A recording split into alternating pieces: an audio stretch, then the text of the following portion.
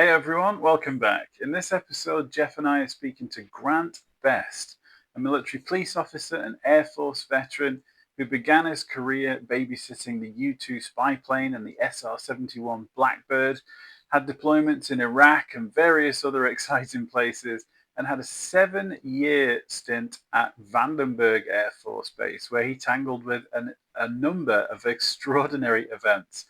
From dealing with the Aryan Brotherhood to chasing boogeymen in the middle of the night, riding horseback around rockets, and having a first-hand eyewitness encounter with a football stadium-sized UAP, which landed on a disused flight line, causing absolute chaos. Grant is a great guy. I'm sure you'll enjoy this. So let's get straight into it. So I guess first of all, then, what made you want to be a cop? And because I know you went into the whole fish and game thing, but if we start at the beginning, like, what kind of a guy wants to do that for a lifetime? Um, I don't know. When I was a little kid, I remember being real little, 12, maybe even littler than that, 8 or 9, maybe. We lived out in the middle of nowhere in Oklahoma, and we used to just play the typical little boy game of army. You know what I mean? We had a bunch of land that I could just roam all over. So my friends would come and or my cousins, whoever, we would start at one end of the property and we had a flag in the middle, pretty much like capture the flag. But we used BB guns, and so you really knew if you got shot because you squealed. So it all kind of started with that, and then my dad had some friends that were Oklahoma City policemen, and then he had a really good friend that was a chief master sergeant for the security forces out at Tinker in Oklahoma, and it all just came together. And by my freshman year, everybody was like trying to get ready for college. I already knew what I was going to do. I was going to join the Air Force and be a cop. So, yeah, that's just how it kind of came about. And what year did you join up Yeah. then? I joined December 4th, 1996. Yeah, and I got out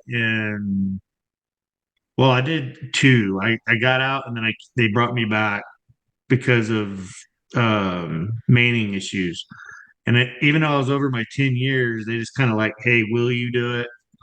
And at that point in my life, I was kind of like just going to school. So I was like, yeah, I'll do that. So technically, I got out in somewhere in 2014. I don't remember the actual month, but Right. And so were you at Vandenberg first of all then, or did you try some other places first? my first base was Beale Air Force Base in Northern California, where we had the U-2s and the SR-71 when I got there. And then like 6, 7 months later, after I got there, is when they retired or moved the SR-71 from the Air Force to the NASA. So we were there for the last flight of the SR-71, and then from there I got Cool. stationed at Howard Air Force Base in Panama. And I was there for the Oh, shutdown of that's right. You were in Panama. Yeah. yeah, I was there for the shutdown, the handover back to the Panamanians, and then because of the treaty, Yeah. and then from there I went to Altus Air Force Base. I was there for 9/11. I was actually working the desk when 9/11 had. I was working the police desk and we didn't, and they didn't even let me go home for like 4 days. I was stuck on the desk because we had to use everybody we had. And I was stuck up under the desk for 4 days. And then on the fourth day, they finally said, hey, you can go home, take a shower, grab something to eat, and get back. So, and then I was there for another 2 weeks. And Yeah. then from there, I went to Vandenberg, and that would have been right after 9/11. Like, I think it was 3 or 4 months after 9/11, they sent me to Vandenberg. And I was there till '08. Yeah. I remember when you showed up, and I think Chaz and everybody showed up around the same time, like in Mhm. that right before September 11th, in that year leading up, and then it happened. Yeah. Yeah. Yeah. Yeah. and changed the Air Yeah. Force forever. It changed, I guess, the world forever. Yeah. That's an interesting question, man. I mean, in your line of work, what was that change like for you guys? I mean, I know it It changed was everybody, echoed all the way around the world, but what was it like for somebody in law enforcement? it was big. It turned our whole everything we knew upside down. We went from pretty much before 9/11, the military was, I mean, you did little TDYs here and there, like 90-day, 60-day TDYs. They were like little vacations, honestly, to Kuwait. Usually all mine were to Kuwait then, like Kuwaiti, all Kuwait back before 9/11. And then the job itself was fun. Like I would have done it forever. Everybody was pretty laid back before 9/11. It was a good time to be in the military, I think. I mean, Jeff was in quite a couple years, 3 or 4 years before I was, right? 96. Yeah. Yeah. I came in So 93. yeah, so he was right there in the the good prime, the good times. And then 9/11 came and it just turned into deployment, no time off. And then everybody got, I don't know, it just seems like it all just spiraled out of control after that. It was just everybody just changed. I don't know. I mean, it's hard to explain unless you're just in it. Yeah. It became a whole different atmosphere. And what was Yep. that like for you then, Jeff? Yeah. It was the same. Um, I saw the ramifications of the Patriot Act early and saw how bad that was going to get.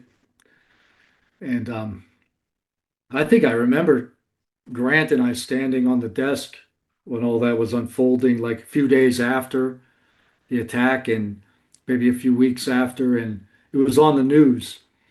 And they were saying, oh, we're going to go in and have this done in like 90 days. And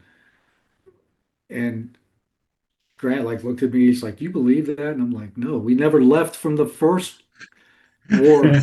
We've been deploying since 91. We never left. That war never kind of ended. It wasn't high intensity. I'm like, but this is going to be more of that forever. And we were right. And if we saw this psychological toll of, Vandenberg had a heavy deployment mission, and we were attached to the 820th Air Expeditionary Force. And that was sort of a new unit that they had spun up that was dedicated to combat deployments. That's all they did was train to do combat operations, convoys, and a bunch of our friends actually went to the 820th. That was in Moody, Yeah, in maybe. Georgia, I believe so. Yeah, that sounds right. Yeah. and a bunch of because we were attached to that unit, and so they would come out and do training with us, and then a bunch of our people went permanently to the 820th. And that's all they did was just deploy endlessly. That was their only job. They didn't do like typical law enforcement. They didn't do security work. They just went to Afghanistan and Iraq and all over. Yeah, and I So know some of them went through like army training too, like Ranger yeah. School, Air Assault School, and stuff like that. So that was one good thing. A lot of the good training opened up for us, because used to be back in the day we could only get like 5 slots for like Ranger School or Air Assault or whatever.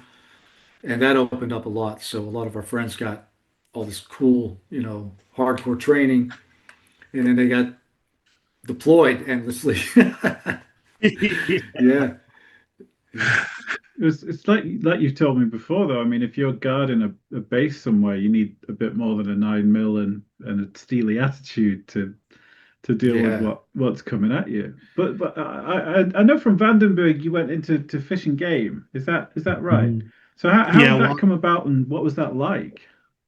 uh, well, I was on regular flight until then. I deployed to Iraq in '03. Yeah, I think it was '03, October '03, and or '04. No, it was '03. And when I got back, the flight was all kind of broke up that I was in. The group that I was with before I left was all kind of broke up then. And then there were some people that left Fish and Game, and I just kind of said, "Hey, I'd like to try that out." And there was a Tech Sergeant Ruiz who actually lives right not far from me now in Oh yeah, Colorado. Yeah, yeah, he lives in Aurora, right and on. yeah, yeah, and he was like, "I'm gonna put you in for Fish and Game and all that." I was like, "What is that?" He goes, "Well." He kind of explained it. Then I got with this another guy named Sergeant Moses. I don't know. Yeah, Big he just Wayne. I think he was still in when I got there. Yeah. He's still there, and then I went and talked to him, and I did some because you had to ride horses too. You had to really know like horsemanship and and stuff like that. And I knew what I was doing, I guess. And they said, "Here, you can be a game warden." So I did that for man from '04 to '08, 4 years of it. Yeah. Yeah, and I think it's I believe Vandenberg Air Force Base is the only military unit in the entire US military with horse patrol. So we had military police horses. We Yes, had our own and stables and well, while I was in, we had two. It was Vandenberg and Arkansas oh, had okay. one, but I'm not sure if they still have their horse patrol or not, still or not. Yeah. Yeah, so that was cool. That was cool work because we had all those beaches and all the mountains to patrol and so yeah, Grant The would let favorite, me go down and I would help oh, clean the stables and take care of the horses and help him shovel all the shit. And then I would get to go riding with him. Oh, So awesome. it was so cool, man. It's us in uniform, geared out with guns on our hip, riding the range, man. It was cool. all 100,000 acres. Yeah. Yeah. Wow. I can Yeah. imagine that caused a little bit of jealousy back at the barracks when these guys are I don't think shuffling so. papers and watching you guys riding horses around. I Nobody don't think wanted so. to take care of the horses. No. So they didn't. And they didn't want to work the hours. We worked some crazy hours. There was only sometimes it would be me only working. I'd have the whole base that I'd have to patrol and respond to as a game warden. And you're talking about 100,000 acres. It stretched from Pismo to was it Pismo? Yeah, Pismo to Lake Halama, or not Lake, Halama Paloma Beach. Beach, which is like 38 miles of just coastline. Yeah. Yeah. Yeah. And then that's the thing. There's hunting all year, so you can hunt pig and wild boar. And, he would have to go out and help tag the animals and do all that. Then he had all the administration to do. And then we had crimes. We had all kind of hunting violations. Remember the horses you guys had to rescue Yeah. because these Well, people were abusing horses and well, there's we all did. kind of yeah. Yeah, we did a lot of search for the escaped convicts. They would Oh call us, yeah. the prison from the federal prison would call us when they got escaped convicts, and we'd get on horses and go search for them in the middle of the night. Yeah. Um, and then toward the end, we would use horses, but it was getting into more drones because of the terrain there was the terrain there was rough. It was no joke. Treacherous. Yeah. Yeah, and then Dangerous, treacherous terrain. yeah, and you had everything from mountain lions to bears, everything out there. So I mean, it was legit like wild. Wild country out there, man. Yeah. It was. And there were vehicles like up in the mountains. There's these narrow, like canyon roads, and you would see a vehicle like 300 feet down this ravine. Yeah. And you're like, did anybody like ever check on that? Like, it's like, Well, I it don't took know. it took us like a year to figure out how to get down there. Yeah. There was one guy that lived down there for a little bit. Mhm. Yeah, we would find Was camps that of, through choice, or did he just end up down there and couldn't get out? maybe a Probably. combination. So Yeah. what So what what kind of stories would have you got from that time, man? Because that must have been so unique. There must be Oh some cool my. experiences. Yeah, like the Aryan Brotherhood that decided to put a camp on our because we had it was a weird base. I don't even know how to explain it. Yeah. We patrolled Highway 1, which the regular base cops did as well. The military SPs or SS. They patrolled like Highway 1, all the civilian, and could give federal magistrate tickets out for, and they'd have to go to federal court for these tickets. Same thing with game wardens. If we wrote a civilian a ticket, they Hmm. went to federal court for anything that we wrote. So, but we also had like where civilians could use the base Mhm. for certain activities and they could pay go camp. It was like $25 a Yeah. night. They could camp. I mean, it was a pretty good deal. But military police and game wardens, conservation officers, they patrolled the area and enforced the laws. Well, some people I think just thought it was just free camping. State, yeah, state or Yeah, they didn't really know. And yeah, so one time we had an Aryan Brotherhood. They ended up showing up out there and they actually put nooses everywhere. Like, I mean, it was like I guess they thought they were just gonna live there. They were set up. they had a compound cooking. All the home comforts with a They were with a cooking noose. meth in there. They were Yeah. cooking meth.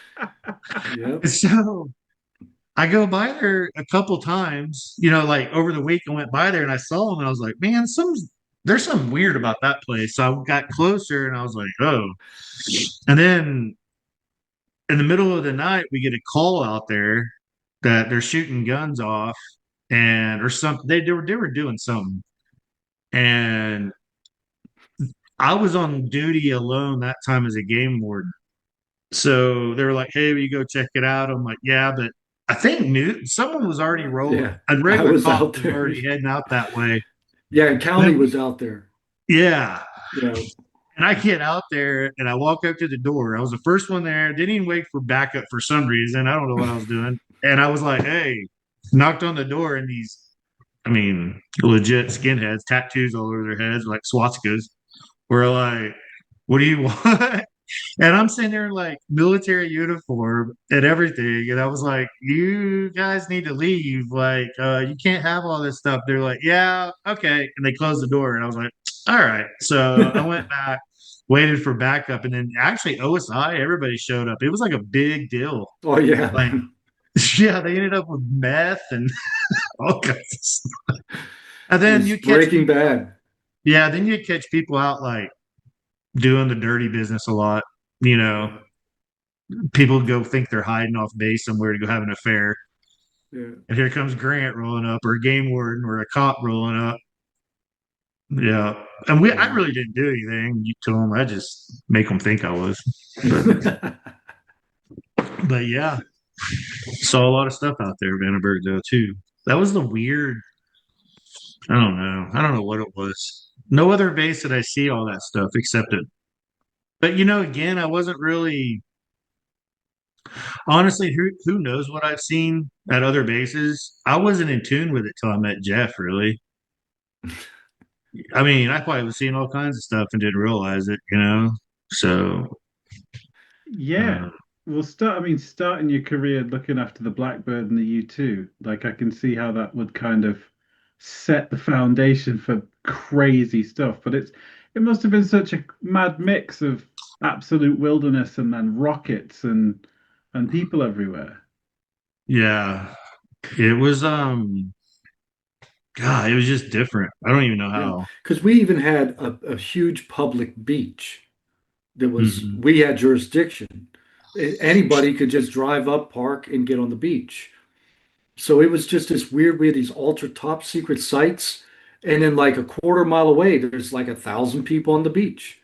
Just, Yeah, it was just yeah, weird. yeah. I mean, you can see all the launch facilities. Yeah. They're not hidden. Yeah. I mean, did you get many people out with like super long lenses or fishing boats with 17 radars on top or anything weird like that you guys were aware of? Yeah, we had a Yeah. helicopter that would. We had a helicopter unit out there that I think it was the only helicopter Air Force helicopter crew. I'm pretty sure they're the only Air Force helicopter crew, and their whole mission was to guard against onlookers off the coast, and they did a lot of search and rescue of the ships out in the ocean, like China. They've had to go out there before to get like Chinese boats that someone had a heart attack to take to the hospital or whatever. They'd have a heart attack or a medical emergency or whatever, Yeah. and that so it was like a very secured base. I'll just say Yeah. that. Yeah. And then there was another mission that they would bring in. Well, shit, I can't. Uh, I'll scratch that. And there was other stuff too. Yeah. Yeah, Oh, they yeah. brought So in when they were started doing all the satellites for Direct TV. Oh, yeah, I yeah. Yeah. I remember that being a big thing. Yeah, and then all the movies that got shot out there. Mhm. they're shooting Yeah. movies on the base. Oh yeah, Pirates of the Yeah. Caribbean. One of those was filmed out there, and No then way. there was another movie. It was right before I got there. It was the girl from and you remember the gate guard said something to her, tried to hit on her. Yeah. Rosario Dawson. Was it Yeah, Rosario? Yeah. Yeah. They did a movie about OSI. She was an OSI agent. yeah. I don't Yeah. even know the movie she was doing. I just know that she was out there. The girl from Oh, no, oh I'm thinking of the wrong movie. That one was in LA Air Base. yeah, It's Saved by the Bell or something. The actress, she was the from the young girl from there. the the 19 where it was filmed in, like, it was a 90s show, but it was filmed like it was in the 50s, and it had that little black Oh, haired girl. I know. Oh I my can't remember. But gosh. yeah, Yeah, our buddy, yeah, Ada buddy Man. asked her out at the main gate and got in trouble. No. Yeah, Oh, fair she play. was coming Back. on to film a movie. But She that's was Yeah. shot. crazy if you like if there's just people. I mean, how do you enforce security when there's such a wide variety? I mean, in filming a movie, there'd be so much kit and tech rolling in. It must have been a nightmare to keep secret We would stuff block off secret. the roads. I mean, we Yeah, would just block off the roads and beach access because, I mean, no one could get on the base unless they came to a gate, or if they came to the back way, they'd have to hike. And we had people, I mean, we always had people posted somewhere, so they couldn't yeah, really. It was, I mean, it was a secure spot for them, honestly. Mm. yeah. Yeah. Well, So, you guys have touched on some kind of weird stuff that used to go on at the base as well, of various types. So, like, do either of you want to dig into any of that a little bit? well, News Like, can start that off because he was there before me, so he could probably he probably knows the build up to all this. I kind of got there and I was like, is this normal to see all this stuff? yeah. Well, so that all right. Here's where I'll start. So when I showed up to Vandenberg, I came from Japan, and I had already had one strange experience that I've talked about. I saw this blue orb. Other people saw it dancing around an area. So I'd already seen one thing. And I get to Vandenberg, and I'm the new guy. I'm meeting everybody. I'm going to parties and getting to know everyone. And I keep hearing all these weird stories about strange lights and shadowy figures and all these supernatural events, right? And I don't really know what to make of it. But then there's this one story that everybody that I'm working with keeps telling me. And it's about this weird tale of a Air Force cop that is he got into trouble and like lost his mind. He had a mental breakdown. And he went rogue. And he like was getting court-martialed, gonna be put in jail, and he escaped and was loose on the base and had been living off the land like a hermit, like a wild man, for years. And all these people are telling me a story. Oh, we've seen him at night, and one time he jumped over our truck, and he was stealing stuff out of the back of our truck. And it sounds like this boogeyman story. right? And then on top of that, there's all these supernatural ghost stories they're telling me. Like if you go to this area, you'll see apparitions. If you go here, you'll hear spooky like drumming and chanting at night. And I'm like, okay, whatever. But then here's the weird thing.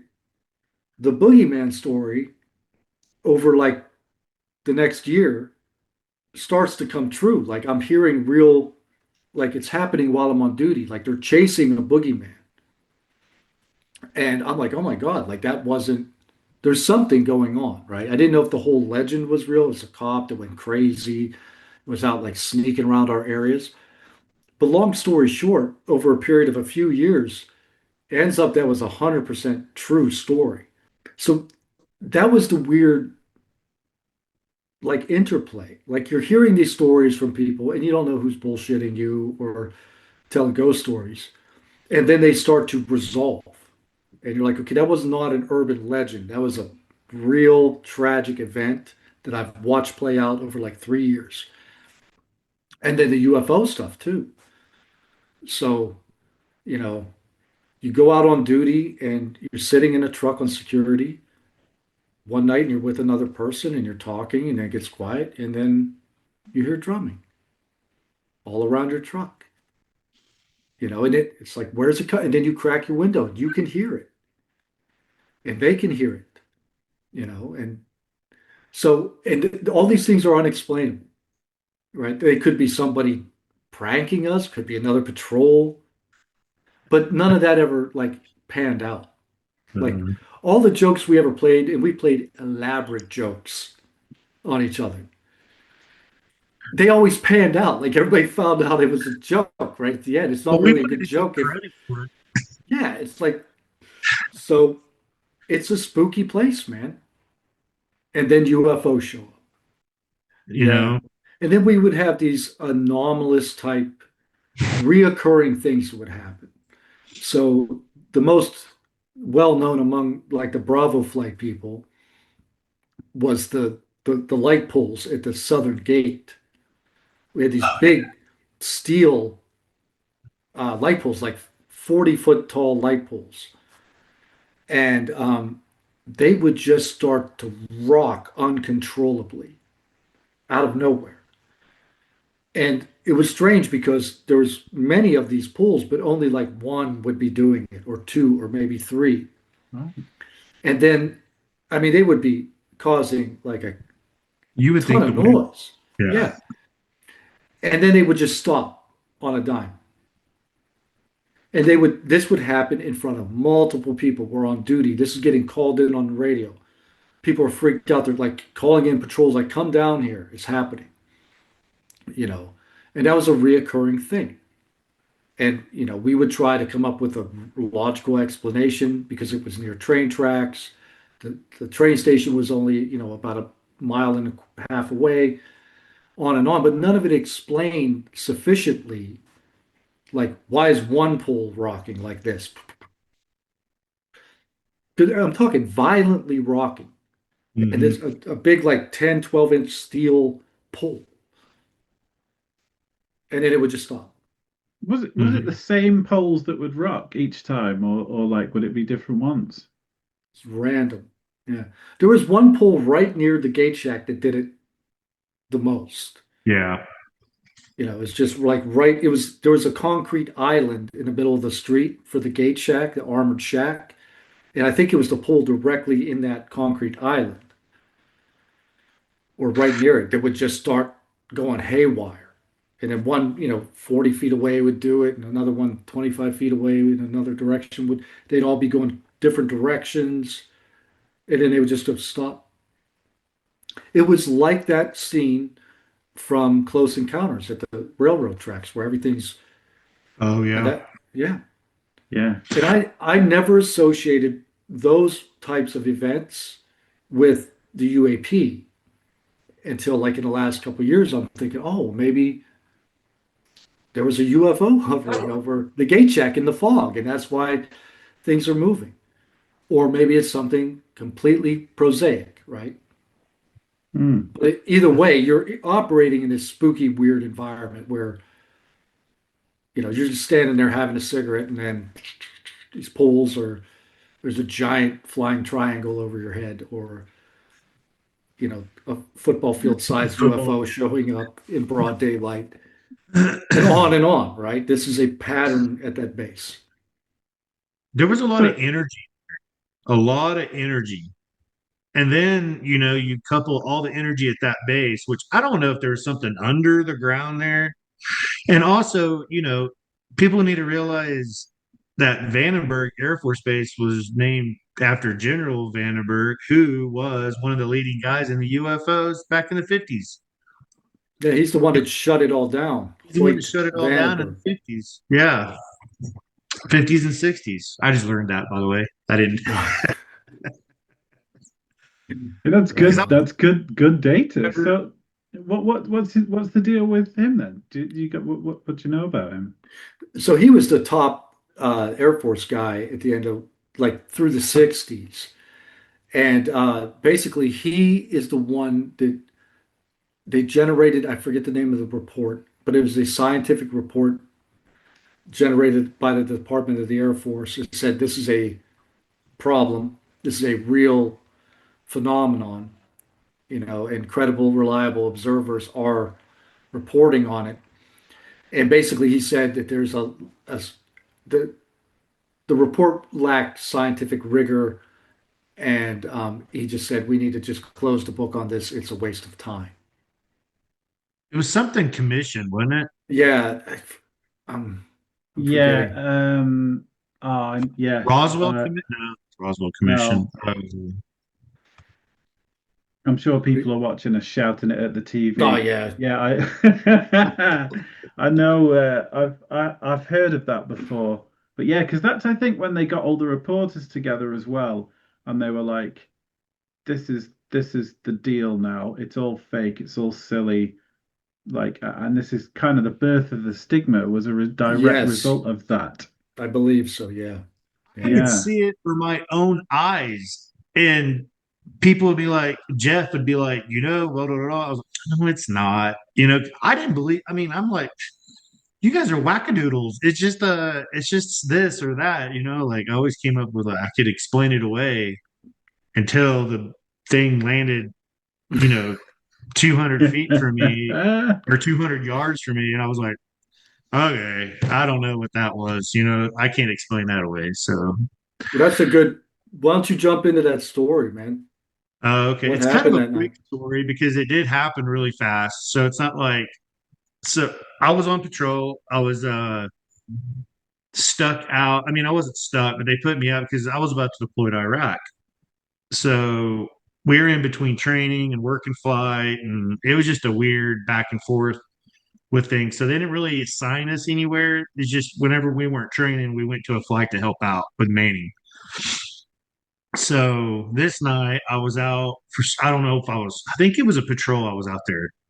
I had to be out near the flight line, and I was just out there cruising around, and I went over to the little building over to the side, which would be I believe, the northeast, yeah, the northeast corner of the flight line. And I just pulled in there, probably to goof off, sleep. Who knows what I was about to do? Play, who knows? I know we listened. It was coming around that night where we did watch. Nusatelli did get me on Art Bell, the guy. So I started listening to him a little bit because it's like middle of the night. There's nothing to do. It's foggy and you're bored and whatever. So um I was just sitting there and then all of a sudden I see this light uh coming from the coast. And I was like, First I didn't think much of it. I just thought maybe it was a helicopter because sometimes they would fly out, but then I looked and the helicopters were there because there's only I believe two. I was like, well, those are there. So that isn't okay, whatever. Didn't think maybe it was a ship or something going by or a boat because people would fish out there. But they couldn't fish within so many feet of that base off the coast. They had to stay. 100 feet.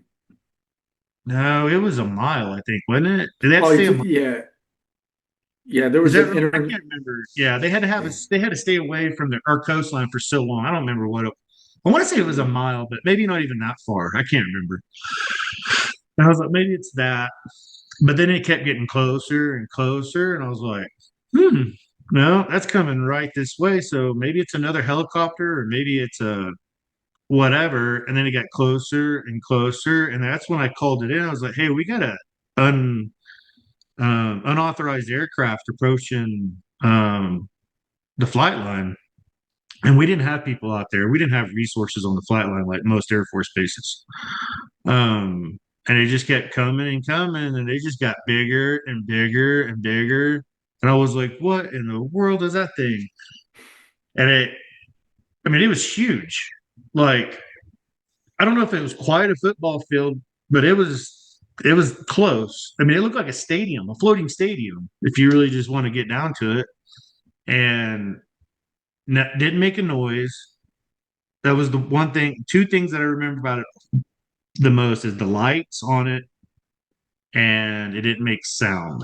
It had like not even a hum. It was just the wind, maybe that I don't know that it wasn't an engine noise at all.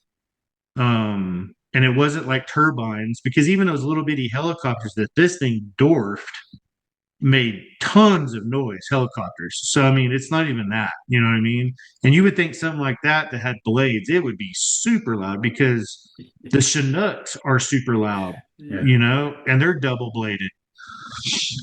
And it came in, it came down, it didn't land, it just came down a lot, like close to landing. And it was stood there for about 15 seconds. And I'm just looking at this thing, and then it just went toward the coast and it was gone. Like, no way no one could survive that kind of G's. There's just no way. I mean, that's what I was like, golly, that was crazy. And then I called it in. I think other people were calling it in. I think other people saw it, I believe. And then I talked to Jeff, I think that day. And then it was like the day later that morning, that's when those three guys came up to me and talked to me about it that I've never seen that I thought were OSI agents. And then that's when I went to Jeff because he was my supervisor. And I was like, hey, Jeff, man, these guys came talk to me, blah, blah, blah. He goes, what about? I was like, well, that aircraft. And he was like, why would they ask you about that? Why were they? He goes, did you know them? I was like, no, I never recognized these guys. He goes, well, we know all the OSI agents. And I was like, yeah, that's what I thought, but I don't know. I don't know. I didn't really think much a whole lot about it, really. I think Noose was on it. I think Noose's radar was going off, but I was like, oh, I don't know. I'm just, I'll tell them whatever they want. That's my job. I'm not hiding nothing. And I thought it was just an aircraft. I just thought it was some weird drone. That's what I thought. I thought it was just a really big drone. I mean, that's what I thought. And it was just that weird shape. Like you couldn't really make out what shape it was, but it was, I don't know, it was just a weird shape. And as it was coming in, it would look different every so often as it was getting closer, like it was ship shaping almost. You know what I mean? Yeah. And then it left, and the lights didn't project; they were just lights, like almost like they're hiding whatever's behind the lights, or they were not even lights. I don't know because they were just weird. I remember that. What sort of color were the lights then? They first came in, it looked red. And then as it closer, like they would move, sometimes it looked like blue and red. And then it would move, and then it would be white. And then when it came in to the closest, they were all white. And then that's when I thought, well, maybe the colors were reflecting off something. I don't know. I mean, it was really weird. And that's when I started thinking, okay, man, this whole UFO thing might be legit. I wasn't thinking aliens at all. I wasn't thinking alien type stuff. I was just thinking like, do we have stuff out there that do, like what did I just see? Because I saw the SR-71. I know how fast stuff can be. Like that thing is fast. And I've seen it take off several times out at Bill. That thing is fast, but it does not take off that fast. And that's the thing. We've seen rockets be launched into space. They're fast. And Not they take like 20 minutes. You could watch them for 40 minutes, the light. yeah. So that's when people are like, we're misidentifying what we're seeing. It's like we've seen a lot. Hmm. We know what aircraft look like. We know what rockets look like. Mhm. And You know. especially And we from that saw, I mean, you distance that saw you stuff were. all the time. Oh, I'm sorry. Go ahead. I was just going to say, and from that distance, you're getting a pretty good look. You're not going to misidentify No, something. no, I know what I saw. I mean, it was the point. I thought someone was going to come off of it, like or shut it down and say, hey, or whatever, because I already called it in, but there was no air traffic controllers there. Because that's what I called it in for, because it was a dead flight line at that time. Ah, that's Yeah. interesting. So, I mean, I know you said it kind of changed shape, but can you? I'm sure people are trying to like imagine a little bit what you were looking at. Like, what can you riff Yeah, on I it a little sent. for Do you us? still have that picture I sent you Yeah, I could give on it to your? Tom. We'll drop it Yeah, in when we I'll do the pop it edit. up. Yeah, it was like a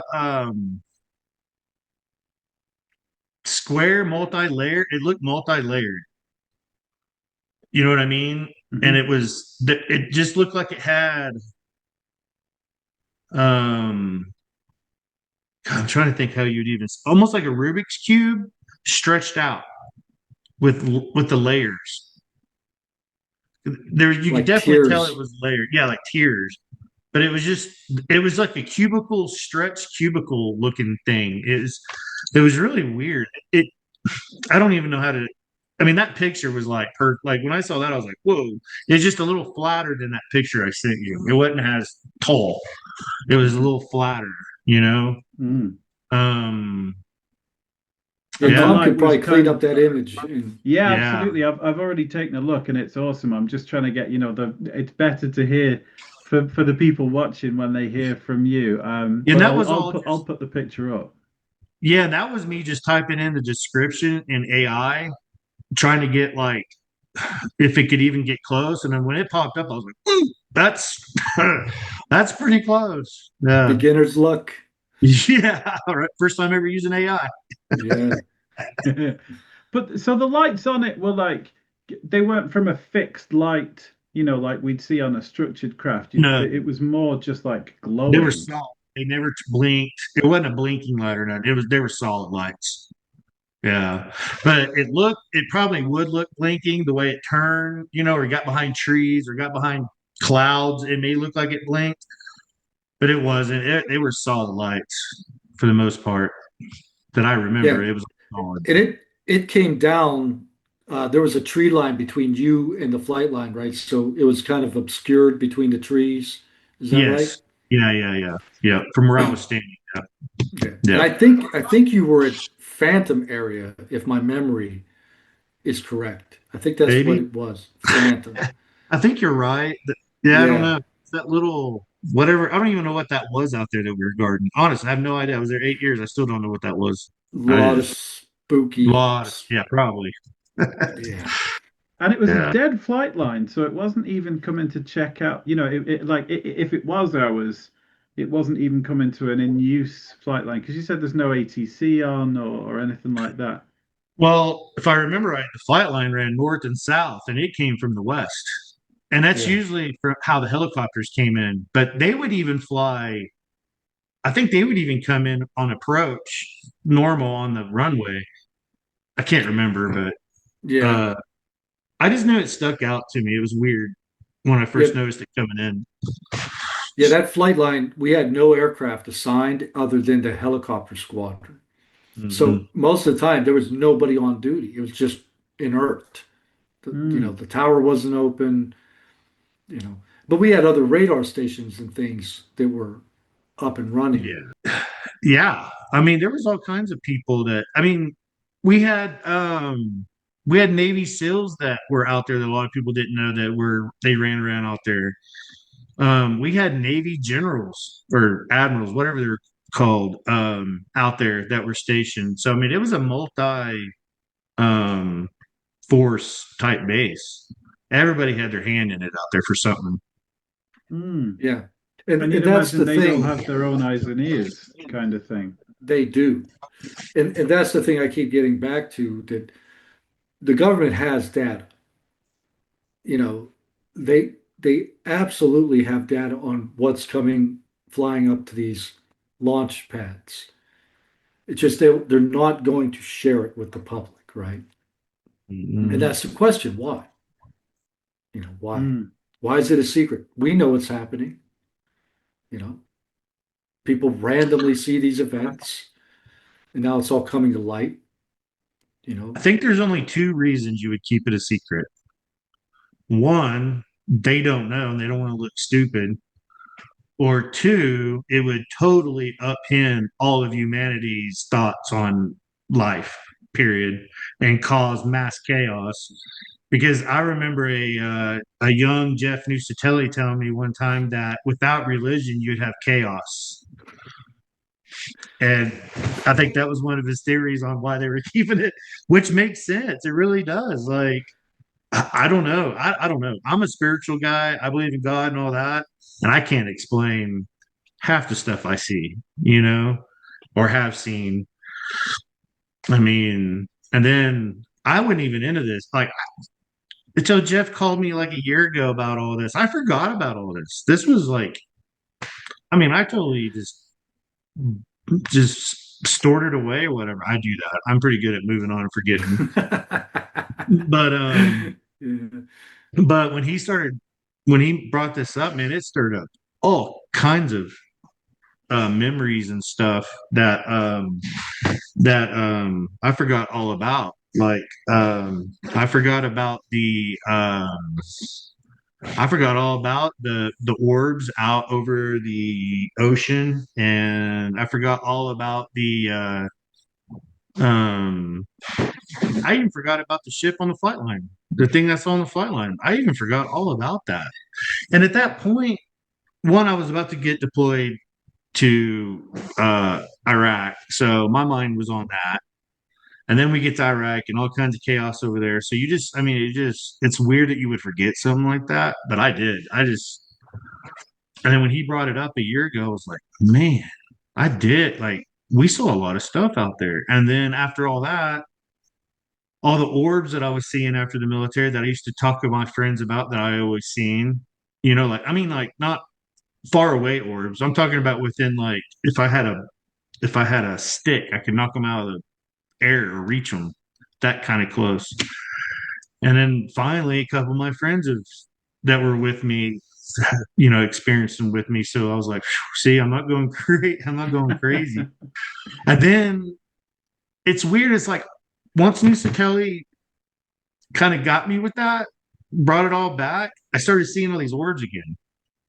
So I don't know if my mind, third eye, you say, was like closed, and maybe he reopened it. And then I started reading on some of this stuff. And then I started watching, then I started seeing like people mentioning Vandenberg and all the stuff that we saw on the news and stuff. I'm like, what is happening? And then that's when I kind of woke up. So I've only been like maybe 8 months. This is all like, like blown away by that one little, you know, 15-minute interaction, is actually a big deal. And I didn't even think nothing of it then. You know what I mean? And Yeah. then I started doing my own research, and then I started seeing all these like credible people talking about it. Matter of fact, because I knew we were going to do our interview today, I was watching one. I guess it was a while ago. I don't know the guy's name. He was an Air Force lieutenant, or he made captain. He was an intel officer for 14 years. News probably knows who I'm talking about. He was on a show with a British he was either British or Australian version of 60 Minutes. And he was on there talking about how there are pilots with these ships that have crashed. And he starts talking about he doesn't really say what they are. He just says they're they're not human, but they had pilots. And that's really last night. I don't even think I slept last night. I was like, I haven't even seen this yet. Like, Yeah, my man. God. Like, I've been living under a rock about all this because, I was naive then. I was the military, the military's good. I mean, we're here fighting, like we would never lie to the people. I really honestly thought that until you're in the military for a while, you're like, nope. There's all kinds of secrets.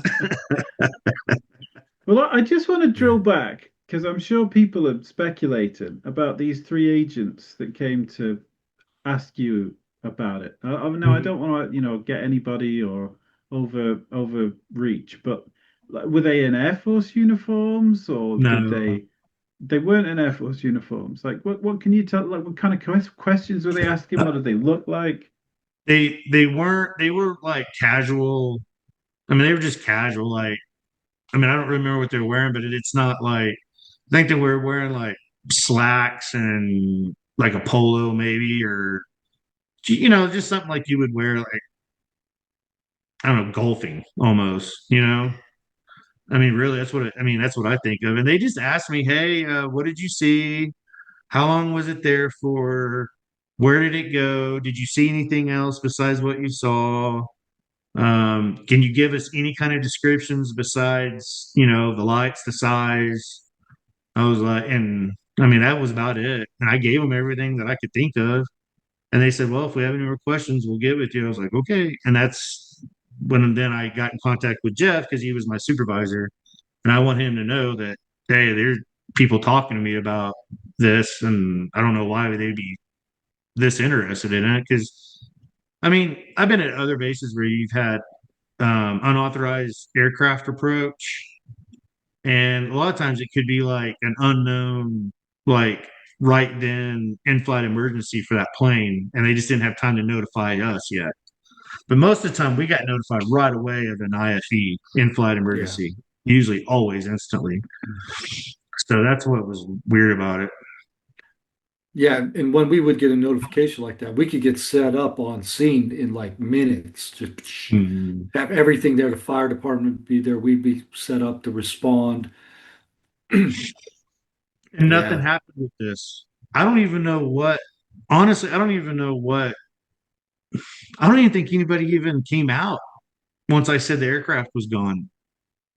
I mean, I just called it in. I think there was a blot. Hopefully, there should have been a blotter entry. And then, I mean, and then those guys asked me, and then it was just like, besides Jeff and just a few of us talking about it, I mean, I don't ever remember discussing it again. It was just kind of like a dead issue. Hmm. And so did they approach you, at your office or just somewhere on the No, base or it what? was the next day on duty. I was out on another patrol and they asked for my location, I think. No, they didn't ask for my location. I know it was the next day. And I don't know how they got a hold of me, honestly. I can't remember. I just remember we met at the flight line because they wanted to see, kind of where I was standing and all that. I mean, and then that's all I remember. And then them asking me those basic questions, and that was about it. I don't remember if I was told to meet them. I can't remember that part. I just know No, the next day I met them. Yeah. that's fair enough. And I'm just trying to figure out, what their access was and what their kind of, there's obviously a lot of it's a sensitive base, so you couldn't just be some reporter and how would they even Right. know? So it's somebody that's, Right. Yeah, because I mean they said they were OSI. So I'm not gonna ask for their badge, you know what I mean? Because I yeah. mean I wasn't in trouble. They were just asking some questions about what I saw, so I didn't really care, you know. Hmm. And I know they had to be authorized to be there because you just can't get on that base. So Yeah, that makes and then the only, and everybody always asks too, why didn't you guys report it or to go further with it? To who? Who are we going to go to? People don't understand that. Who are we going yeah, to go to? You can't go to nobody, or you'll lose your secret clearance, and then you're screwed in our position. Like, there's nothing yeah. you can do. hmm. Yeah. And what sort of time scale was this in relation to like Chaz and everybody's sighting? Was this it was a couple of weeks? Well, I left October. on Halloween of 2003, and this was I think October 15th or 16th because it was a couple weeks before I left, so it's somewhere in there. Right. So it would have been, yeah, within maybe days of Chaz's Hmm. encounter Oh yeah, yeah. Really? and the Red Chaz's thing, Square. yeah, yeah. It was right there close to that because I remember it was all happening, and then Yeah. everybody was seeing him over the ocean from the launch facilities out on the coast. I don't know if we can say the names, but out there. Yeah. Yeah. So yeah, Is that? it was a wave of activity over that month. Yeah, yeah, yeah, yeah. I know you guys have said that you used to get um off-base people calling in and being like, "Are you guys launching something tonight?" Because they'd seen stuff taken off, and I don't want you guys to talk about anything sensitive, but if there's stuff seen out to sea as well, and this stuff repeatedly seems to have come in from the west out to sea. Oh, we've had Santa Barbara County Sheriff's Department. We've had Lompoc Police Department, Santa Maria Police Department. Sometimes even LAPD would call us and be like, "What are you flying out here?" Because I think their air traffic controllers would pick up stuff or something. I don't know how they would reach us, honestly, to that. But I've worked the desk several times where, I mean, I don't think I could have worked that desk a week and not get one unidentified flying something happening that week. Someone would call one in. Then you get your weirdos that would call from the Yeah. caves of Russia, wherever that guy Yeah. was that used to call all the time and be like, Yeah, "I Major know you're Striker. Yeah. yes, Major Striker. He was a Major lunatic. Striker. Yes, I had a very good relationship with Major Striker. Yes, Yeah. Yeah, he almost gave me a heart attack one day. I picked up the phone. I was getting ready to get off a shift. I'd worked all night. It was morning, doing changeovers, so the new flight is there. And I'm still on the radio on the command center. And the phone rings. I pick it up, and the conversation goes, flight Delta flight 152 leaving out LAX at 9:30 this morning will explode 15 seconds after takeoff. And I'm like, holy shit. So I grabbed the checklist. I'm like, we've got a bomb threat happening right now. And then about five, and then everything, all hell's breaking loose behind me, right? Everybody's scrambling, and I've got this guy in the line. And then, like 5 minutes into it, I finally start to piece together he's a complete lunatic, and nothing's going to explode. This is not a terrorist attack. And then it's like, okay, bring the heart rate down, So yeah, calls like that, man, oh yeah, terrifying. there were some good ones that came in from him. That's for sure. Yeah, And then other people as well. I mean, there's people that like lived, I guess they lived close to the base somewhere, like out in the hills, and they would call in stuff too. And, yeah, most of the time we'd be like, yeah, whatever, we know. Like, I mean, who are we going to tell? I mean, yeah, that's the yeah, thing that people don't understand. Who we were the top person to notify at that point. I mean, we would notify BDOC, which is the base command, but that was the only other people. And most of those people were just taking notes and be like, okay, pass it on. yeah. That's all that And, was. and we're responsible for the security, right? Yeah. So the command post is going to call us and say, what do we do? How do we defend the base? Yeah, Right? And we're exactly. going, I don't know. We don't know what we're dealing with. You know, Yeah. it's Do bad. you? It's all bad. Yeah. It was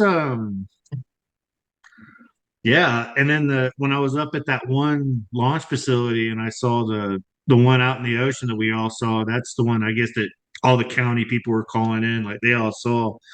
That was more, I don't know how far away that was. That's the thing about those is that I don't know if they're close or far because Yeah, you can I can't see tell. way out there. And that was more of like what they talk about now, the tic tac type shape one was that one. But I don't know Yeah, if it could have been the same one that landed near me, but it just looks different when it's further out. You know what I mean? Mm. Like how far are some of these things do we know? I mean, I don't even know that. yeah. It's very difficult to tell the distance in the sky. Yeah. Yeah. Well, Very difficult. so on the point of you mentioning that, then, just for diligence, what sort of time was your sighting of the potential landing? Was it like middle of the night, or Yeah, it what? was like midnight, 1 in the morning. It was like a late. I was on a mid Mm, shift or swing or mid, whatever we were doing then. Yeah, it was in the yeah. middle of the night. Yeah. So it's And, similar and to Chaz then. and mine, yeah. Yeah. A lot of these encounters were late, like midnight to 2 a.m. Yeah, Hmm. even Hmm. on It the was a launch pattern. facility. Yeah. But then Mm. you That's have the in, anomaly, which is the daylight encounter with the Boeing contractors, broad Hmm. daylight, 8:45 a.m. Hmm. So that breaks that pattern, right? Hmm. yeah. Yeah, yeah. So what was this Tic Tac citing them for people's benefit? Like what happened? Where were you? What? It was just going across the water really fast, and then they were dancing around, and it was just moving really strange. And that's when, oh, I know what happened. We were out there watching it. Someone called it in from another launch facility because there was some launch facilities that were close together. And then we looked and we're like, oh wow, yeah, what is that? And then that's when they called us. The desk was like, hey, can you see this? Can you verify this is out there? Because they knew we had like the best, yeah, we can see it. And then they started going down the post, hey, who can see it? Trying to say, yeah, everybody can see it. And then that's when I was told that the switchboard at Santa Barbara County was and LA, I think. Or I know it's Santa Barbara for sure. Their whole switchboard went down because of the 911 calls from it. Yeah. Wow. Yeah. And I forget, was I that can daylight or was that a daylight or nighttime? that was a night. Oh, I can't remember. that was. So you see him out there all the time. I think that one was the nighttime. Okay. I think that was the nighttime one, maybe. I remember Yeah. I remember seeing it at night, but I don't remember if that was the one that switched or shut down the one of them that we saw in the ocean shut down the Santa Barbara dispatch. And that's a big county. That's a massive county. Mm. Yeah. And I think that was the nighttime encounter. And then we had I think another so. tic tac type encounter in the daytime over the ocean. Right. Dude, there's a lot of this stuff that like is completely not public that I'm still piecing together. Mm. And that was the If I great could thing with remember the that hearing. date, if I could just remember that general date, you could look and see the Santa Barbara. I mean, they have to have something documented. They're I don't know if they keep it for that long. I mean, that was what Yeah, but they would have 20 to have years it. ago. Their system went down, and it was county cops calling in. That was the crazy thing. It was like other police officers from all over were calling in, from Yeah. all over. So this thing was very visible at that time, which again, when you don't have fog, you can see a long ways there. But 60% of the time, Yeah. you have fog. Hmm. So So was it sometimes Yeah. illuminated then, caught up. or like can you give us any description of it? Was it giving off light if it was at night, or like? Oh, it was light. Yeah. Yeah, you could see it. I mean, Mm. it was moving like, and Yeah. some people said there was more than one. I don't remember. There could have been more than one. I just remember it was moving around like really like not making sense. But I mean, everybody was like, what is that? Like, I was up there with 3 or 4 other people. We're sitting there watching it, like, what is that? And they're like, and I was like or I was the highest ranking then, which was sad, but I was. And they were like, have you ever seen stuff like this? I'm like, no, man, I don't know what that is. I can't explain that. Then when we found out later that the deaths, all the other stuff that went on, I was like, holy crap, what did we see? You know what I mean? Like, Yeah. yeah. But again, me thinking, oh, it's probably, us testing some kind of aircraft. I mean, I wasn't dumb that we had secret. I mean, we're working on stuff. I mean, what military isn't? You know what I mean? So, I mean, I wasn't really, and we were right there. But I mean, honestly, if you want to draw a line, we're not that far from Area 51. We're not that far from, what's that Air Force base out in the desert? Edwards. Yeah. Edwards. And Edwards. Edwards does a lot of, testing. So I mean, it was just Hmm. like that triangle out there. And then you had the ocean where you could do anything over the ocean because guess what? We couldn't let anybody within 5 miles of our ocean either. You know what I mean? Yeah. Because of the national. I think it's 5 miles. So I mean, anything could go out there and fly around and not be seen most of the time, and with the fog. Yeah. Hmm. So I mean, so how? And I know obviously, like those, like you said, those events were extraordinary, but then you've had a pretty extraordinary career. So it's just that, how does that just kind of sit with you now? Like, what do you think's going on? That's why, like the last couple months, I've been really trying to wrap my head around it. And then that interview I listened to yesterday, just I don't even know what to think. That now they're saying that they have actual bodies I think of you're talking things. about David Grush Yeah, interview, I think. That might be right. That might be right. Yeah. Yeah. And and then the picture that they have of the Roswell that they try to say was a balloon. Try to it was a weather balloon or whatever. And there's actually pictures of this thing. I don't know. And then I started like, man, if it's not if it's not people, I don't know. Angels need spaceships. You know what I mean? I don't know any. I don't know if angels or whatever, demons, whatever. They don't need spaceships. So that kind of like throws me off on the spiritual side of it. You can't find. I mean, I don't know. I'm almost to the point. I'm starting to believe the things are traveling from dimension to dimension, and we're just getting glimpses of it. Or, like he said in that interview, I mean, look at our technology and how far we've become in 200 years, and we still crash things. You know what I mean? Yeah. Yeah. So it could be the same way. I don't know. It's got me. I mean, it's got me. I don't even know which way to think because, and it also I don't know why they're keeping it a secret, except for they don't know. They don't want to look dumb and cause us to be like, well, if they don't, are we? The hysteria. And then if they're saying that there are other beings, what's that do to religion? Right. I mean, I don't know. Like yeah. it's a weird deal, man. I don't and they're saying there's like 12 people in the world that know the actual like All Majestic 12.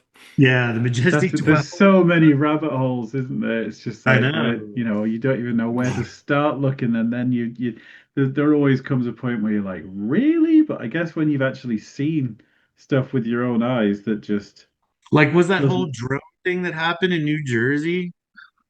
Like Yeah, is and keeps happening. Like yeah. I've just made a European flight, and I was checking the night before, and it's like, oh, this base in Germany's shut, and then a couple of nights before, Denmark, two national airports are closed down, and a naval base, and Yeah. now even the news isn't talking about it, but you have to check, like, No. oh no, the all flights are cancelled, and it's like, well, what? Why? Oh, really? I don't think it's whatever it is. I don't think it's bad. Because if it was, they would already. I mean, we would have been done for. If their technology is that advanced. So that's why I don't know. I don't know if it's like an interdimensional thing because I've read into that. You know, or if it's spiritual. I don't know if it's just. I don't know why would you need aircraft to be spiritual unless they're just like sometimes I think that's what when people see Bigfoot and stuff is. Maybe it's Yeah. like an Nephilim or something changing form Yeah. for us to That, understand, or something. So yeah. I don't know. I'm more interested in this now. I hope we get answers just so that I know I'm not going crazy, but it's good that now it's coming out Yeah. because before, if you talked about this, you're a nut job. Yeah, I mean, honestly, people. I mean, I laughed at my friend. I used to laugh at Newsy Telly about it. Not make fun of him, but just laugh. I still Like, do. yeah, okay, there's little green men out there. But shoot, now you start looking at like now you like I'm big into history and I watch a lot of these discovery. Now I'm into this Y files, and so I've been Oh watching that yeah. Yeah. guy. That's great. My yeah, like now all the vibration stuff, like Joe Rogan has those guys on and Tucker and all them, where now they're talking about the pyramids were moved by vibrations and energy, and that could have been a thing. Yeah, And then we're talking about all the energy out of Vandenberg. Maybe I don't know. Like, yeah, and then there's a No, nuclear power plant right by Vandenberg on top of that. So Diablo Canyon. Yeah, yeah, that's Diablo Canyon. interesting. Yeah. yeah, yeah, So does that have something to do with it? I don't know. I guess the yeah. point is the more people like you that are brave enough to say, I was able to operate heavy machinery. I saw this at this date. I'm not crazy. I've got a Yeah. good record and I saw this. Like that takes a lot of bravery to step out from behind the curtain, man. So Yeah, the more definitely of no you drug that do, use then. Yeah. And that's the great thing for me and Grant, Chaz, and our other friends. None of these events happened in isolation, right? Right. Our friends, Bravo Flight, the 50 or 60 men and women we worked with, they lived through this too. Mhm. They might not have seen it, or maybe they did, but they know it happened. So it it's been I think easier more, for me because of that. Like I know they've got my back. yeah. And I will say this, the generation, the group of people we had at Vandenberg, that generation, if they start seeing more of this stuff, they're going to feel more comfortable about coming out and telling stories. Yeah. Because I mean, like News to Tell, there was a group during this time frame that were kind of like the leaders of the base, and then we had like everybody was really close for the most part at this base, and it was I mean, I don't know how many we have, 300 people at that base, 500, I think, just our tops. squadron, Yeah. huh? Or Yeah. 500 maybe. Yeah. And for the most part, we were all really close for the most part. I mean, we would There's look out for each other. You had your couple bad seeds, but they usually taken care of pretty quick. yeah. If they didn't get in line with, hey, this is more of a family type. We're here to like just get through this. You know what I mean? That was the tightest unit I've Ever. ever been in. It was family. Like our Yeah. flight, Bravo flight was family. Mm-hmm. There were zero outsiders on that flight. Mm-mm. Everybody was family. Mm-hmm. And we went out together. We partied together. We all would have big poker games Holidays. at my Yeah. house. Yeah, and it'd be Yeah. like Yeah. 40 or 50 people at my house. We'll have a poker tournament, tables just strung out outside everywhere, people cooking, and Yeah. because Yep. you were pretty isolated out there on that base for the most part. I don't know Yeah. about nowadays, but then it was. I felt pretty isolated. Yeah. It was, man. mm, Yeah. So I well, mean, I think this is just going to help. What Nusatelli's doing is great. What you're doing is amazing. Um, and all the other people that's coming out now that was on the committee with Noose on all that. And I really do respect that there's congressmen out there on both sides now trying to. I hope they're actually trying to get. Sometimes I wonder if they just want to know how much we know. That's my other like thing. Like, are they like just trying to see what we know? And are The we going to answer, say, the answer yeah, is yes. Yes. But right? there are also some congressmen and senators and people in the intelligence community that are actually trying to help. That's Because the I'm with a lot of people on this now, and I'm all about keeping secrets for national security. Like I get that, you know what I mean? I understand, but something like this that's just not affecting America; it's affecting the world. Like this isn't just happening here; it's happening in the UK, yeah. Russia, China. I mean, how much is this going on in China? We don't even know about, or mhm, Russia because they shut their people up. They're not mhm. allowed. I mean, we don't Yeah. know. And that's the whole thing, right? Why aren't we allowed to speak about the truth I know. of whatever this is? Why the secrecy? Why the pressure and the retaliation and like Because why? they can't hide this forever. No. Mm. Those 12 people are going to die eventually. And then Yeah. But that's people, yeah. That's the And weird then like contradiction is they managed to say there's absolutely nothing there, there's nothing to worry about, but it's also classified, so you can't talk about it because it's a complete secret. Well, right. how is nothing secret? Right. Like somewhere there's a But crack in that. And how But much is Area 51 like a diversion? yeah, I mean, I don't even know, but it could be just a diversion. yeah. Look over here, and dude, we could be in Siberia where there's no one for 5,000 miles yeah, Yes. underneath an ice cave doing Yeah. stuff that no one would ever know about. Right. yeah. Or Or, anywhere else in Nevada, right? They right. could they could build a base anywhere out there. It's all next door, and they're all just looking Yeah. over the fence at all the reporters and spy drones and all of that. I mean, look Yeah, at man. Colorado.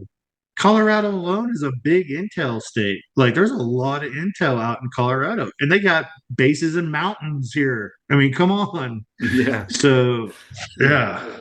Yeah. Well, we Yep. might not get any answers anytime soon, man, but hopefully we can hang out and ask a bunch more questions. And I think we're gonna get. I think something's gonna have to come out. I think it's gonna be one of those people. It'll be released like when they don't have nothing to lose. You know, I Yeah. do. I think eventually with technology, you can't hide this stuff forever. How? I mean, I don't know Yeah. how they're gonna hide it. They You can't know? anymore. That's why Yeah. we're in this new disclosure movement. It's like Or tell us how why you're not telling us. Just say that. yes, You're like, that's well, we why. told you. Yeah. Yeah, I man. don't. And how many countries are involved in this cover up? mhm, Yeah. Like, why is yeah. it like small little countries that have nothing to lose? Why aren't they like experiencing this, or do they not? I mean, is it just the select areas where these things go? You know? Well, it seems to Yeah. be very America centric. I know the news is always like super America centric, but if you look at like the Varginha case from Brazil, it's like, and then these black C-130 turned up, Oh yeah. and same in Australia, they had like the Westall sighting, and then all of a sudden the US turn up, and it's like there's some monopoly over Yeah. this that the US has got. So if we're gonna see progress, it's got to come from you guys. And and that's the thing. Who shows up? The US Air Force. Yeah. Right. They're the one, and who are the one agency not talking? The US Air Force. They're not in front of Congress. They're not talking about UFOs. They're not talking about the bases being shut down. They're not Hmm. talking about the New Jersey drone incident. Air So Force is not talking.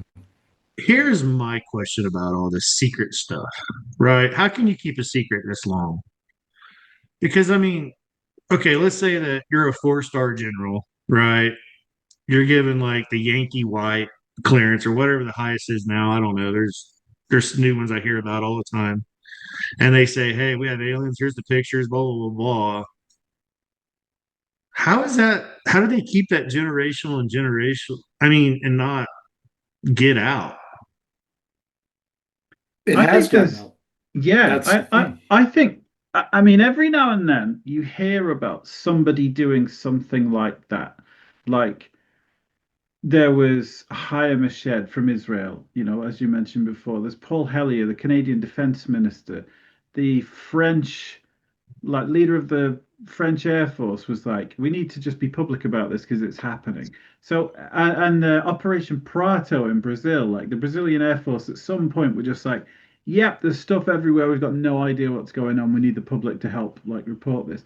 But then it's so unbelievable the stuff that they tell us when they do open up that I think we just go, that can't be no, And then next thing you know, more news happens and more news happens, and these guys get left in the woods. But some of the people that have come forward have said the most extraordinary things. Like there's like the mortician from Roswell, and all of these testimonies that are there just sat on YouTube gathering dust. And one of them has got to be telling the truth, just Mhm. sheer force of odds. And if any of them are, then everything changes. Yeah.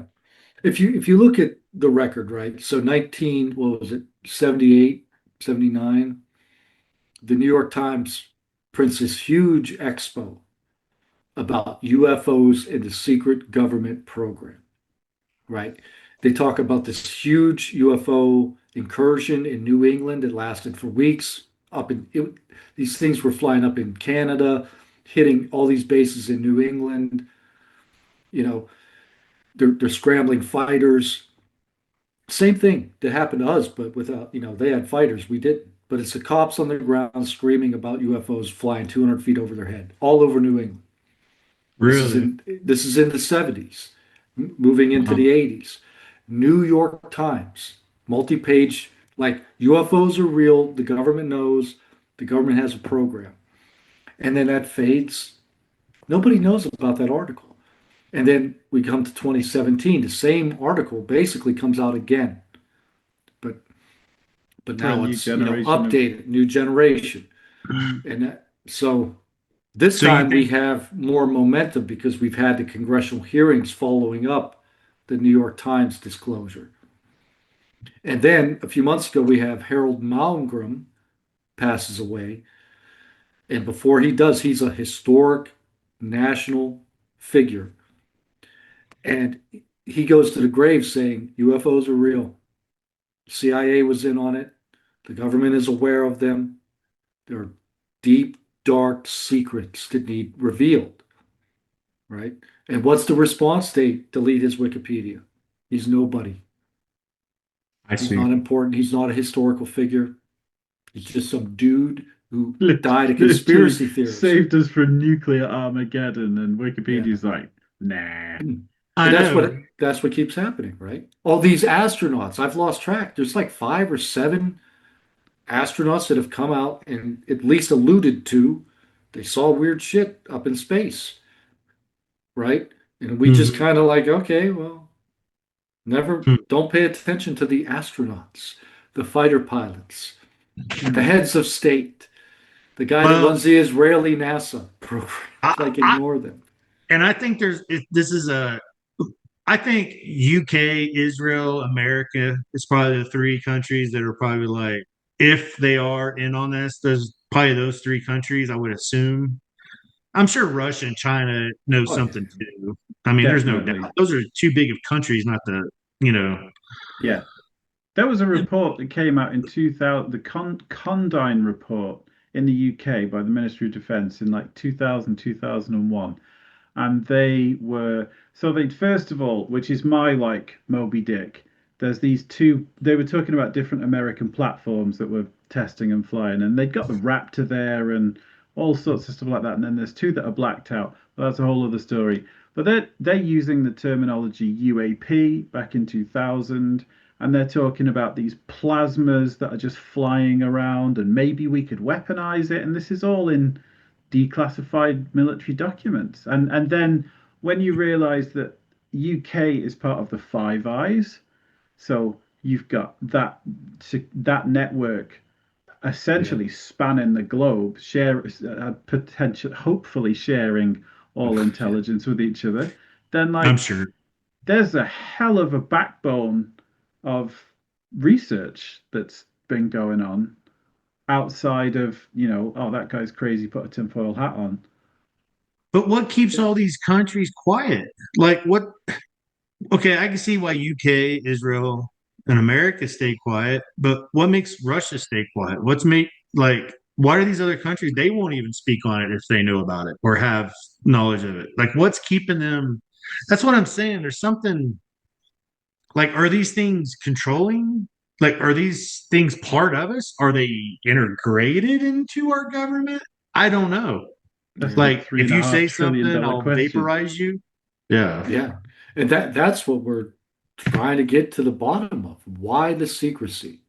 Surely, if you Like, were against a nation and you wanted to destabilize it, and you had knowledge that, country X had a secret back engineering problem, and you wanted their citizens to lose faith in government, you'd go, yeah, cool, they've got one of these and it's hidden in this shed. Have fun, but it's just not happened yet. So Yeah. But this knows, isn't man. just like a one country secret. This is a world secret.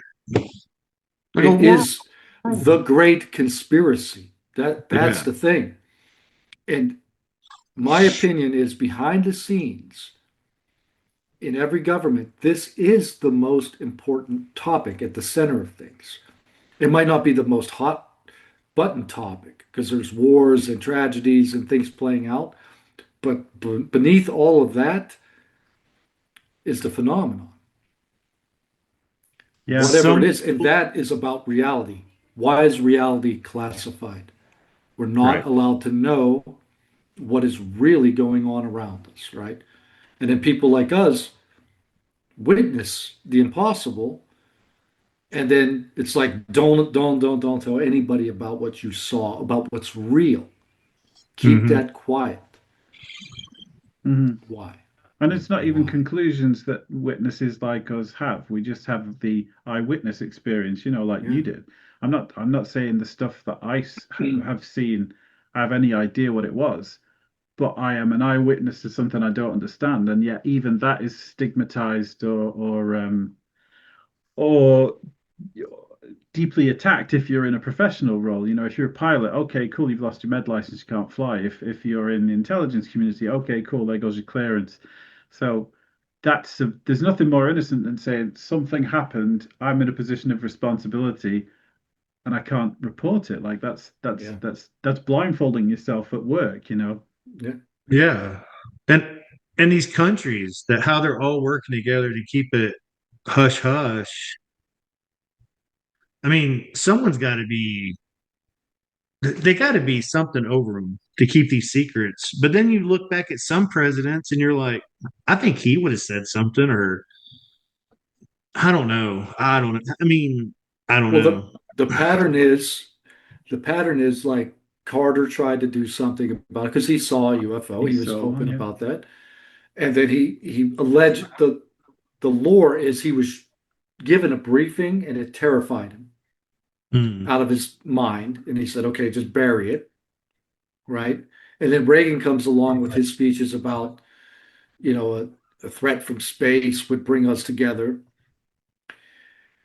Oh And yeah. then Trump comes out and it's like, I'm going to try to be transparent about UFOs, right? Hmm. And that's where we're at now. And Do you Same with think he's Podesta slow? and the Clintons. Like the they had it. Clintons were, All yeah, those emails came out, and it was like, "This is the plan. We're gonna blow the doors off this thing." And then the only thing they weren't planning for was losing, and that's exactly what happened.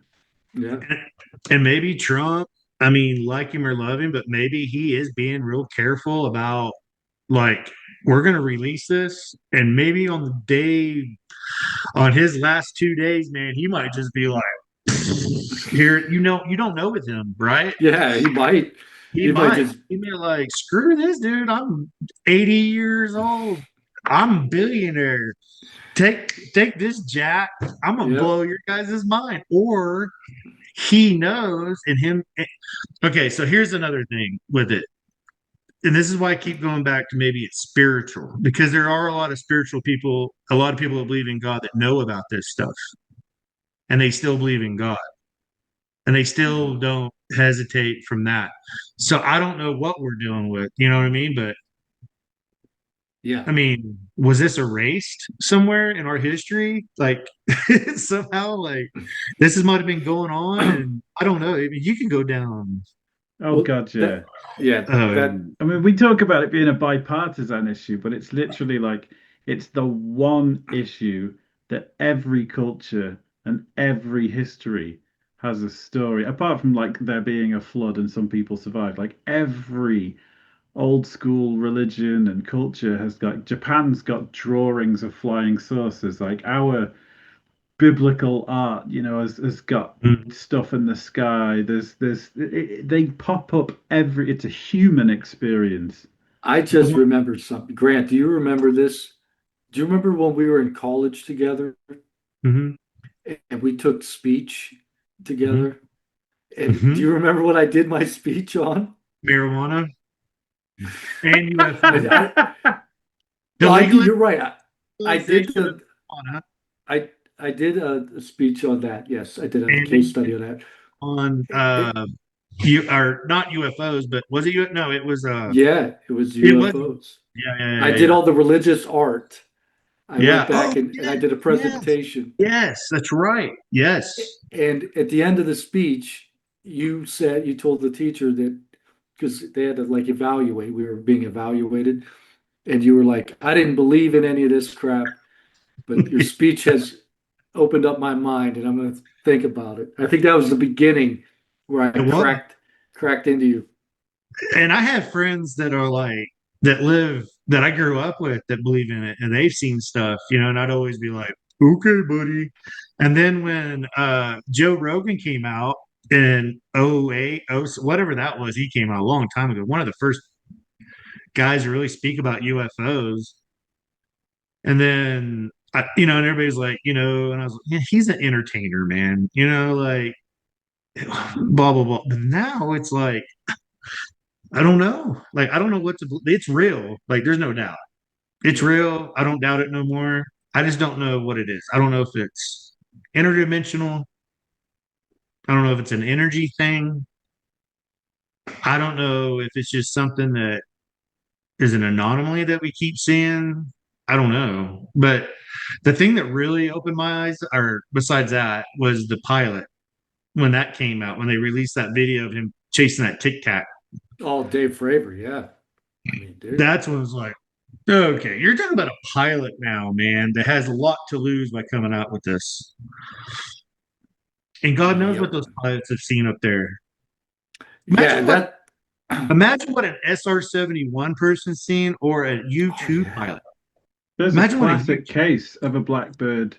I think it was towards the end of its testing where he says this thing just shut up, overtook him, and then basically like flew from one wing to the other for about 10 minutes. He's radioing it in saying there's something here like way faster than me, about 5 feet from my craft. And then it just went pop, literally as if it was like, haha, see you later.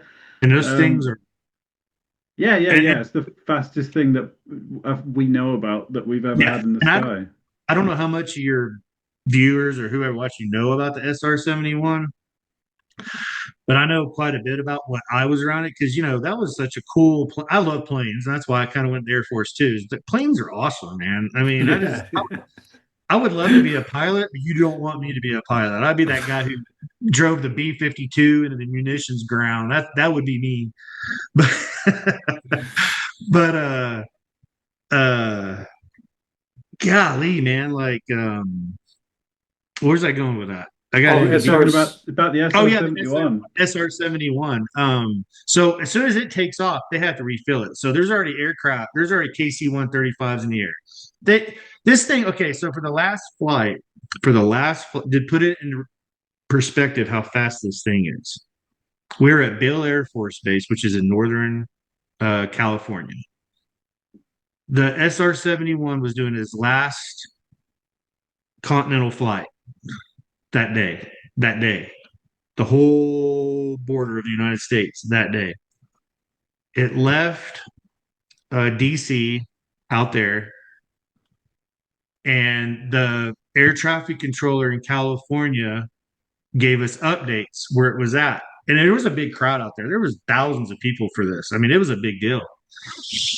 And it left DC, and within 30 minutes, it was over Oklahoma City. Yeah. It's cooking.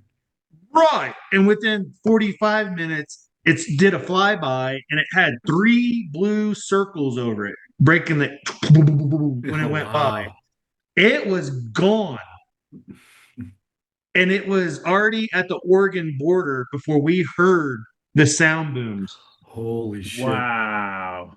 Because it went by and you're like, he's going to be in Oregon. And then you're boom, boom, boom. You're like, holy crap.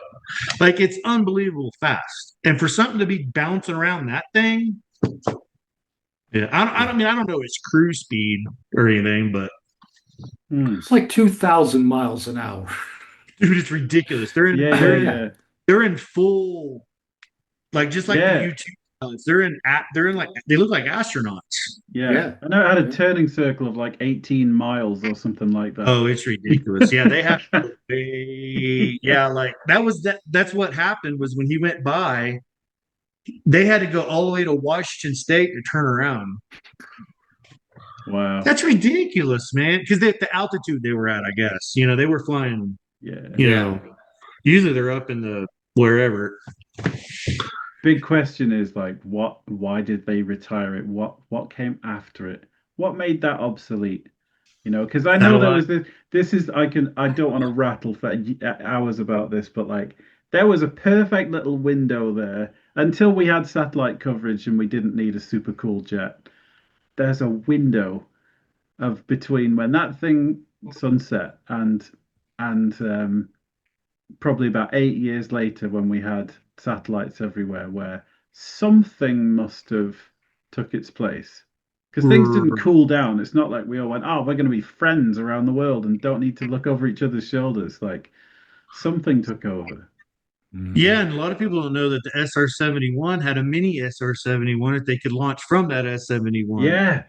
Yeah, Yeah, a yeah, lot of yeah. people don't. There's one just Yeah. I watched a video. There's some guy just found one just rotting in a desert. There's just in one of your old What? airplane graveyards.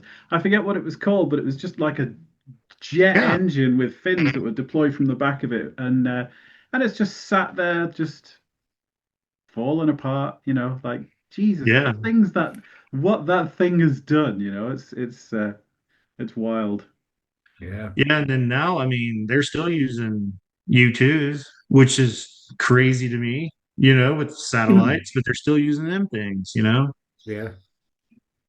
And that's a remarkable. Anyway, that's a pretty Mm. cool point too. But Yeah.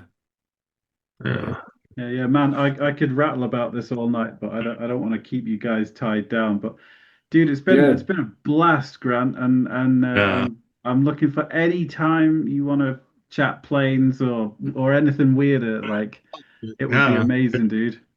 I mean, this stuff is interesting, and I think the more people that get on like this and talk and shoot ideas across, it could open up like, oh yeah, like I never thought of that. You're getting different perspectives, especially people like me who did not believe in this stuff Yeah. at all. And just the stuff I've been seeing lately with the orb thing. And I've told Jeff I want him to come out here, or even you come out here to Colorado. I got a big enough house. And dude, we could go on top of one of these mountains out here, 14, 15,000 feet up in the air and camp out there. Let's see what we see. You know what I mean? Yeah, dude. Yeah, we're Amazing. coming. We're gonna try to come, man. Especially with all these Air Force bases around here and everything. Yeah.